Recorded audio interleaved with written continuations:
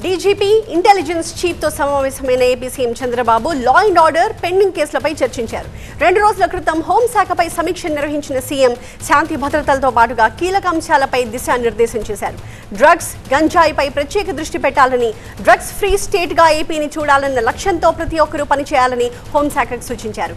శాంతి భద్రతలపై ప్రత్యేక దృష్టి పెట్టిన సీఎం రాష్ట్రాన్ని ప్రశాంతంగా ఉంచేందుకు కఠిన నిర్ణయాలు తీసుకోవడానికి కూడా వెనకాడబోను అని తేల్చి చెప్పారు.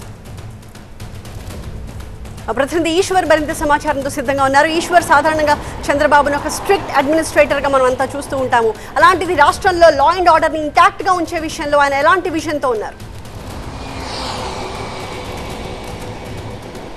ఈరోజు జరిగిన సమావేశం చాలా కీలకమైన సమావేశంగా చూడాల్సిన అవసరం ఉంది. ఎందుకంటే ప్రధానంగా ఈరోజు ఇప్పుడు ప్రస్తుతం ఆయన తూర్పుగోదావరి జిల్లాలో పర్యటిస్తున్నారు. తూర్పుగోదావరి జిల్లాకి పర్యటనకి వెళ్లే ముందు డీజీపీతో పాటు ఇంటెలిజెన్స్ చీఫ్, అలాగే సిఐడి చీఫ్తో పాటు ఏసీబీ చీఫ్ కూడా ఈ సమావేశానికి హాజరయ్యారు. ప్రధానంగా ఈరోజు చర్చలో గత కొంతకాలంగా కొన్ని కీలక ప్రభుత్వ శాఖల్లో గత ప్రభుత్వ హయాంలో అవినీతి జరిగిందని చాలా తీవ్రమైన ఆరోపణలు వచ్చాయి. అదేవిధంగా ప్రభుత్వం కూడా అంతర్గతంగా కొంత నివేదికను తెప్పించుకుంది, విచారణ చేపట్టింది. ఈ నేపథ్యంలో అంతర్గత విచారణ ఆధారంగా కొంతమంది మీద మైన్స్కి సంబంధించి గనుల శాఖ గతంలో మాజీ ఎండీగా పనిచేసిన విజి వెంకటరెడ్డి మీద, అలాగే లిక్కర్ ఏపీ బెవరేజెస్ కార్పొరేషన్ ఎండీగా పనిచేసిన వాసుదేవరెడ్డితో పాటు ఫైబర్ నెట్ ఎండీగా పనిచేసిన ఈ మధుసూదన్ రెడ్డి, వీళ్ళ ముగ్గురికి సంబంధించి అక్కడ భారీగా 100 కోట్ల రూపాయల అక్రమాలు చోటు చేసుకున్నాయి. 100 కోట్ల రూపాయలు వాటికి రిసిట్స్ లేకుండానే అవి ఎటు దారి మళ్ళిపోయాయి. వాటికి సంబంధించి ఇప్పటివరకు ఎలాంటి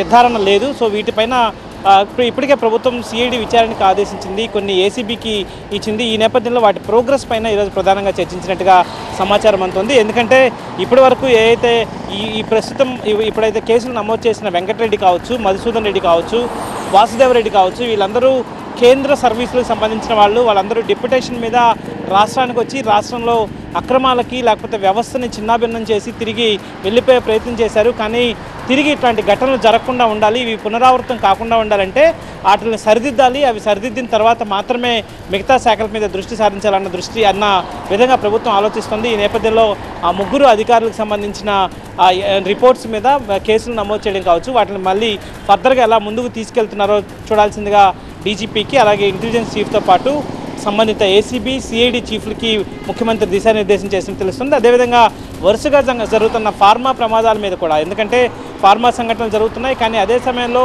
రాష్ట్రంలో ఏదైతే పారిశ్రామికవేత్తలకి భయం కలగకుండా చూడాలి. కేసుల నమోదు విషయంలో కావచ్చు, వాళ్ళ పారిశ్రామికవేత్తల విషయంలో అనుసరించాల్సిన వాళ్ళ ఇట్లాంటి పద్ధతులు కావచ్చు జాగ్రత్తగా హ్యాండిల్ చేయాల్సిన అవసరం ఉంటుంది. ఎందుకంటే ఇన్వెస్ట్మెంట్స్ రావాల్సిన సమయం, రాష్ట్రానికి పెద్ద ఎత్తున పారిశ్రామికవేత్తలు తల రావాలి, పరిశ్రమలు రావాలంటే ప్రస్తుతం జరుగుతున్న సంఘటనల్ని కేస్ టు కేసు చూసి ఎక్కడైతే నిర్లక్ష్యం ఉందో ఆ నిర్లక్ష్యానికి సంబంధించి ఖచ్చితంగా చర్యలు తీసుకోవాలి. అదే సమయంలో మానవ తప్పిదాలు ఉన్నాయా లేకపోతే ఇంకేమైనా టెక్నికల్ ఇష్యూస్ ఉంటే వాటికి సంబంధించిన విధంగా ముందుకు వెళ్ళాలంటగా ముఖ్యమంత్రి దిశానిర్దేశం చేసినట్టు తెలుస్తుంది. సో మొత్తానికి రాష్ట్రంలో చాలా శాంతి భద్రతల విషయం మీద ఎట్టి పరిస్థితుల్లో కాంప్రమైజ్ అయ్యేది లేదని ఇప్పటికే చెప్పిన ముఖ్యమంత్రి, అందుకు అనుగుణంగా నేర నిర్ధారణకు సంబంధించి వీళ్ళకి సిబ్బందికి ఓరియంటేషన్ కావచ్చు, లేకపోతే అవసరమైన సాంకేతిక పరిజ్ఞానాన్ని అందిపుచ్చుకోవడంలో కావచ్చు, వాటన్నిటికీ ఇప్పటికే 2 రోజుల క్రితం హోంశాఖ రివ్యూలో చాలా స్పష్టమైన మార్గదర్శకాలు ఇచ్చారు. కానీ తర్వాత జరిగిన పరిణామాలు కావచ్చు, ఆ తర్వాత వాటిని ముందుకు తీసుకెళ్లాల్సిన విధానాల మీద ముఖ్యమంత్రి చాలా స్పష్టంగానే ఈరోజు అధికారులకు ఒకంత సీరియస్గానే చెప్పినట్టుగా చాలా స్పష్టంగా అర్థమవుతోంది. ఎందుకంటే గతంలో అంతర్గత నివేదికలు చాలా శాఖల్లో అవినీతి అక్రమాలు చోటు చేసుకునే అంతర్గత నివేదికలు వచ్చినప్పటికీ వాటికి సంబంధించి ముందుకు వెళ్ళలేకపోతున్నారు. ఎక్కడ ప్రాబ్లం అవుతుంది, దానికి ఖచ్చితమైన ఆధారాలు సేకరించారు. ఆ మేరకి చాలా కీలకమైన ఎవిడెన్స్ ఉన్నప్పటికీ కూడా ముందుకు వెళ్ళడానికి ఎందుకు ఆలస్యం అవుతుంది, వాటిపైన ఎట్లాంటి విధానాన్ని మీరు తీసుకున్నారో చెప్పాలని ముఖ్యమంత్రి అడిగినట్టు తెలుస్తుంది. సో వీటన్నిటి నేపథ్యంలో చాలా కీలకమైన సమావేశం ఈరోజు జరిగినట్టుగా మనం అర్థం చేసుకోవాల్సిన పరిస్థితి కనిపిస్తుంది. Thank you Eshwar. Over to studio.